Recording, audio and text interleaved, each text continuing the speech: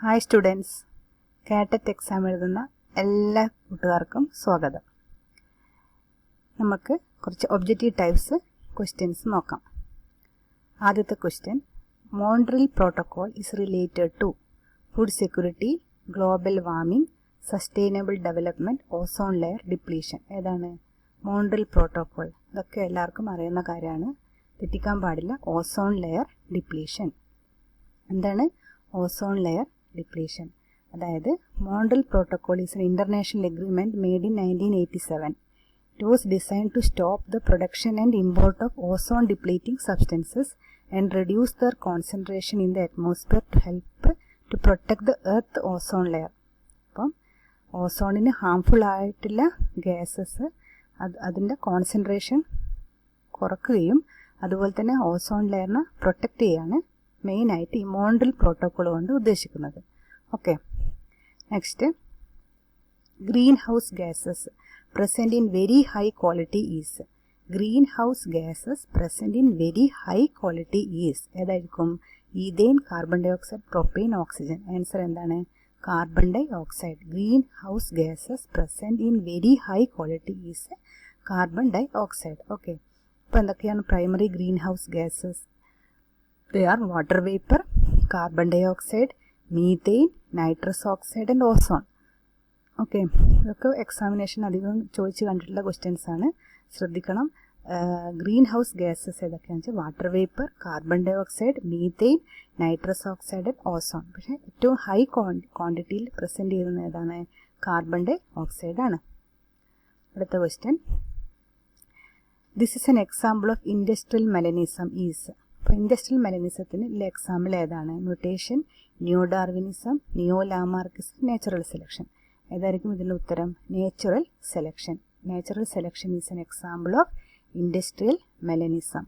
Okay, അപ്പോൾ mutation ആരാണ് കണ്ടുപിടിച്ചത്? ഹ്യൂഗോ ഡിവാരിസ് അല്ലേ. നിയോ ഡാർവിനിസമോ? Huxley and R A Fisher. Huxley and R A Fisher. Okay, next, the idea of use and disuse of organs was given by. എല്ലാവർക്കും അറിയുന്നതാണ്.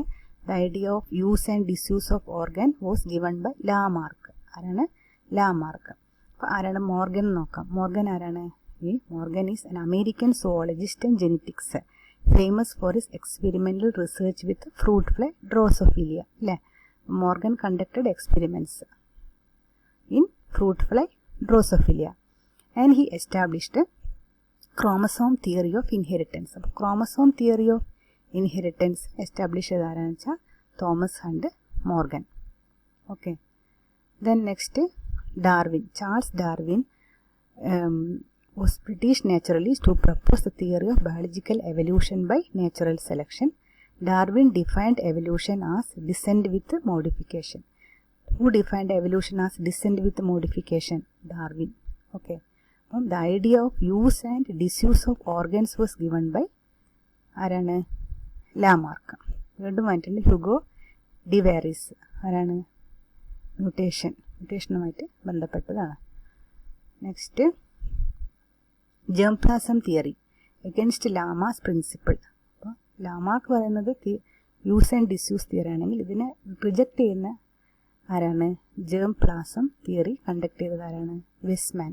Germplasm theory against Lamarck's principle was put forward by Weismann. Okay. Next, an apparatus commonly used to demonstrate phototropism. An apparatus commonly used to demonstrate phototropism. എന്താണ് phototropism? Movement of plants towards light. അതാണ് phototropism. അപ്പോൾ ഇതിൻ്റെ apparatus എന്നാൽ to demonstrate phototropism heliotropic ചേംബറാണ്. എന്താണ്? Heliotropic ചേംബറാണ്. Clinostat എന്താണ്? It is a device which rotates to negotiate the effect of gravitational pull on the plant growth. Okay, clinostat. അതിൻ്റെ ഫോട്ടോമീറ്ററോ? It is a device that measures the strength of electromagnetic radiation. Electromagnetic റേഡിയേഷൻ്റെ strength അളക്കാൻ വേണ്ടിയിട്ടുള്ള ഡിവൈസാണ് ഇത്, photometer. It ranges from ultraviolet to infrared including the visible spectrum. Okay, അപ്പോൾ an apparatus commonly used to demonstrate phototropism is heliotropic chamber. Next, movement of leaves of the sensitive plant Mimosa pudica are due to seismonasty. Touch. Movement of leaves of the sensitive plant Mimosa pudica are due to seismonasty. Chemonasty or chemicals in the chemicals and thermonasty temperature, hydrotropism, water.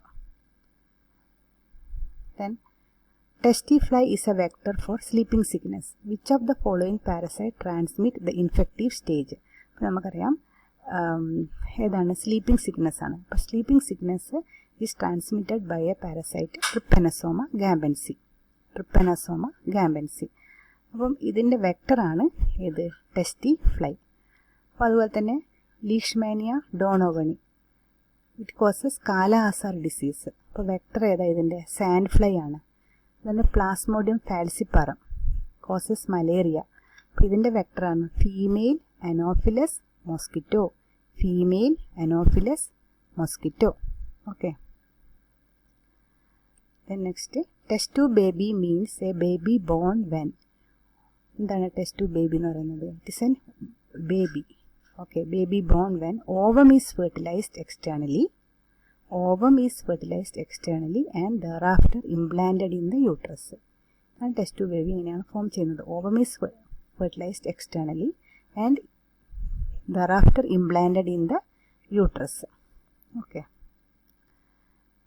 അടുത്തത് which one of the following is tested by the technique of aminosynthesis?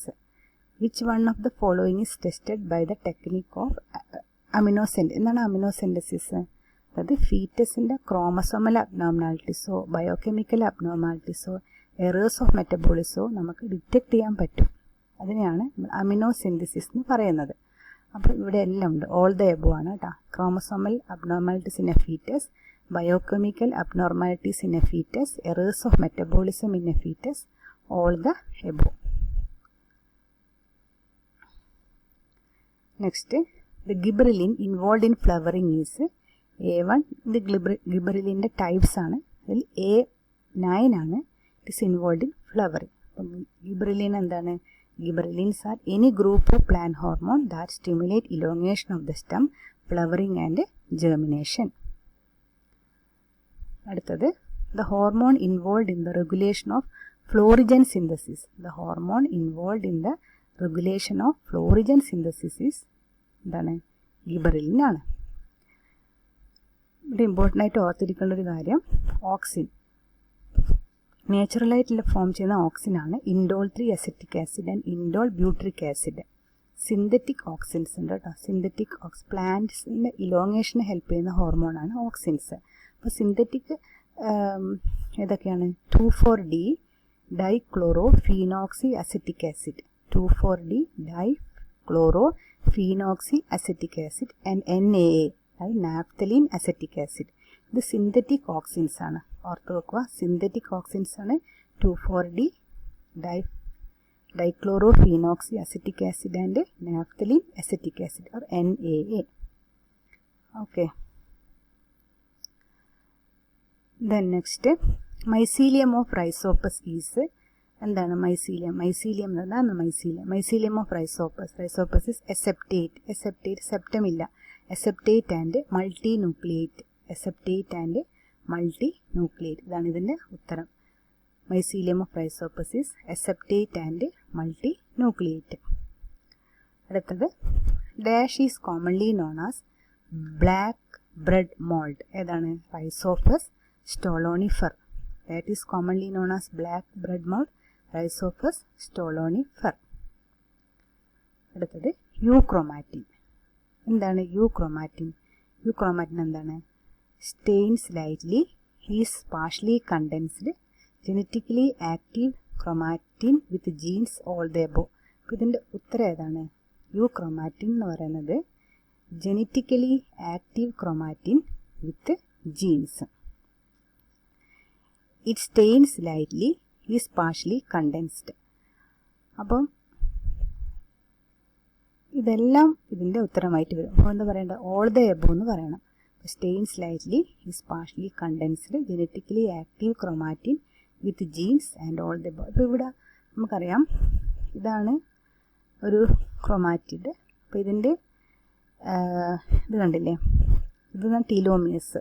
End of the chromatin is called telomeres. ഇത് കണ്ടോ, ഇത് orange coloured region indicate heterochromatin. ഇത് orange coloured റീജിയനാണ്. ഇതാണ് ഹെറ്ററോക്രോമാറ്റിൻ എന്ന് പറയുന്നത്. ഇത് centromere. ഇതാണ് ബ്ലൂ കളറാണ് യൂക്രോമാറ്റിൻ. അപ്പോൾ ഹെറ്ററോക്രോമാറ്റിൻ DNA ആണെങ്കിൽ it is not very active. It is not very active. In interphase, this type of chromatin are compact.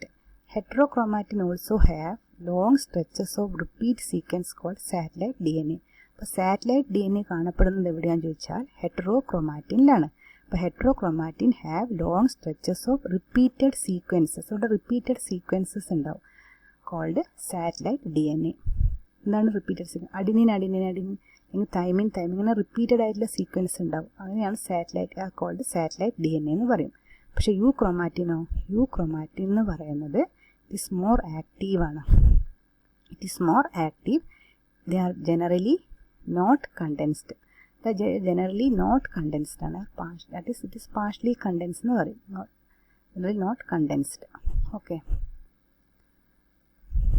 Then in which typical stage are Lamb-Brush chromosome observed? Lamb-Brush chromosome observe ചെയ്യുന്നത് എവിടെയാണ്? ഏതിലാണ്? Meiotic പ്രോഫേസിലാണ് Lamb-Brush chromosome. എന്താണ് Lamb-Brush chromosome എന്ന് പറയുന്നത്? ആ transcriptionally active chromosome found in the germinal vesicles of large oocytes of many vertebrate and invertebrate animals, and also in the giant single cell algae, Acetabularia.